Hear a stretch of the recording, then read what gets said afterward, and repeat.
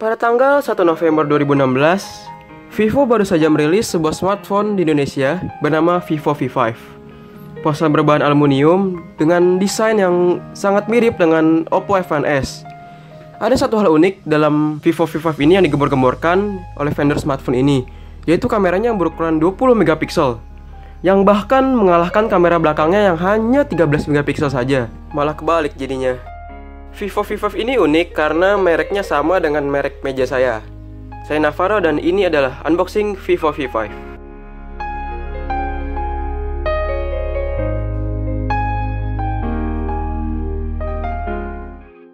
Boxnya berwarna putih, simple dan clean dengan hanya bertuliskan kamera 20 megapiksel dan 4G LTE pada bagian depan. Di bagian belakangnya ada tulisan 20 megapiksel front facing kamera, selfie flash, RAM sebesar 4GB dan internal storage sebesar 32GB. Di bawahnya ada teks. Saya ambil warna crown gold karena bagus. Goldnya itu dia benar-benar kelihatan banget dan enak buat dilihat. Bagian bawah dan atas dari box ini tergolong simple. Tidak ada tulisan apapun, hanya sebuah barcode. Plastiknya pun juga simple, transparan, tanpa tulisan apapun yang mudah untuk dibuka. Plastiknya tergolong tipis dan lumayan enak buat di kerowal-kerowal. Di bagian belakangnya ada sebuah segel yang cukup mudah untuk disayat. Lalu ketika kita membuka box pertama kali di Vivo ini, kita langsung disambut oleh HP-nya sendiri. Tidak ada buku apapun di atasnya, langsung HP-nya langsung. Karena ketolong bodi yang besar, HP ini tergolong enteng, walaupun gak enteng-enteng banget. Ada petunjuk bagaimana cara memasukkan SIM atau microSD. Yap, benar, HP ini support dual SIM, tapi masih dalam hybrid. Jadi kalian harus memilih satu SIM dengan microSD atau dual SIM tanpa microSD. Tempat tidur HP ini biasa aja, terbuat dari plastik. Di bagian bawahnya ada sebuah SIM ejector dengan kepala yang bulat. Walaupun kepalanya yang bulat, waktu saya gunain itu sedikit sulit karena kepalanya itu walaupun bulat dia kecil. Jadi saya kurang dapat grip waktu mau nojos SIM cardnya. Tempat SIM-nya maksudnya. Di dalam box ini ada dua buah barang, yaitu sebuah clear case dan satu buku manual, beserta dengan kartu garansinya, yang bisa kalian baca kalau lagi nggak ada kerjaan. Casingnya bagus, clear case, dan ada dot-dot gitu di bagian dalamnya, saya nggak kelihatan kamera. Gripnya dapat banget, dan lumayan lah, yang penting gratis, jadi nggak perlu keluar duit lagi buat beli case yang sampai ratusan ribu gitu.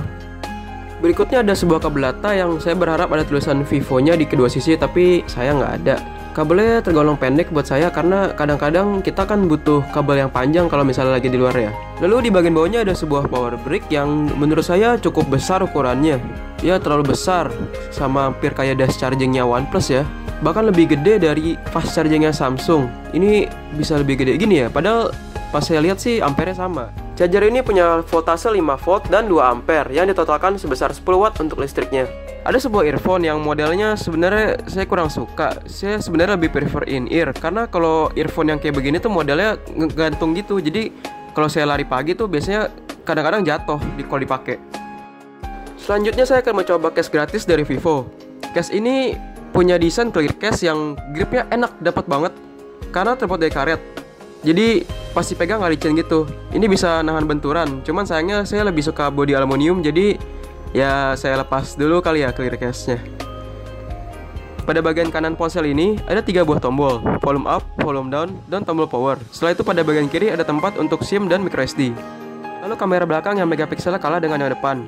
Di bagian bawah, ponsel ini masih memiliki audio jack sebesar 3,5 mm, micro USB, dan sebuah speaker yang suaranya lumayan kencang.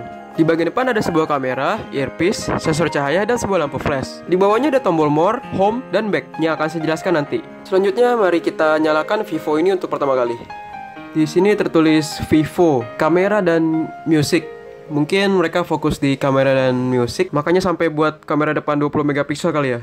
Tapi kalau buat musik masih kurang tahu mereka fokus di bidang apa. Nah ini dia settingan pertama kali di Vantage OS. Untuk mempersingkat waktu saya skip aja buat bagian yang pendaftaran ya.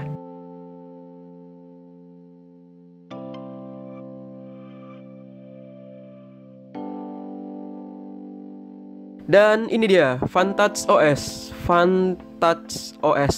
OS kostum buatan Vivo. Nah, buat kalian yang pertama kali pakai Vantage biasanya bingung karena task manager dia itu di bawah, bukan di atas. Jadi nanti saya jelasin, dia punya task manager tuh beda sama HP lain. Pastiin kalian nonton reviewnya ya. Sekarang kita masuk ke bagian kamera. Dia punya kamera sebesar 13 megapiksel yang kalah sama kamera depan pikselnya. Hasil kualitas gambarnya bagus enggak, jelek enggak, ya lumayan lah.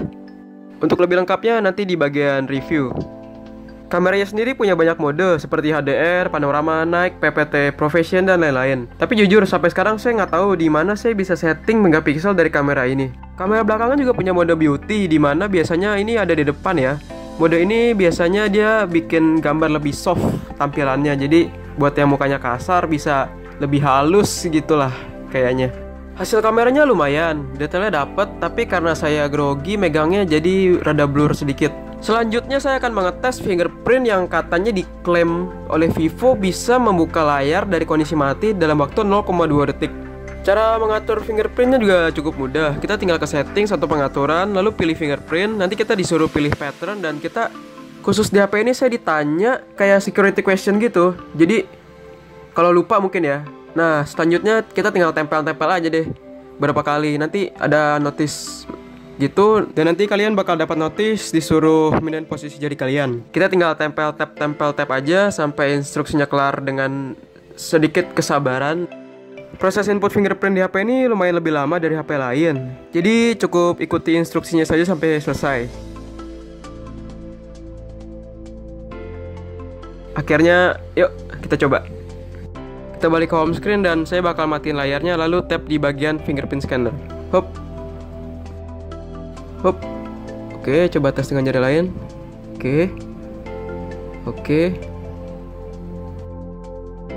Oke, jadi fingerprint ini selain cepat juga dia punya tingkat akurasi yang tinggi juga. Ada satu hal yang buat saya senang di sini. Jadi pas saya cek setting itu dia ada langsung dapat update OS.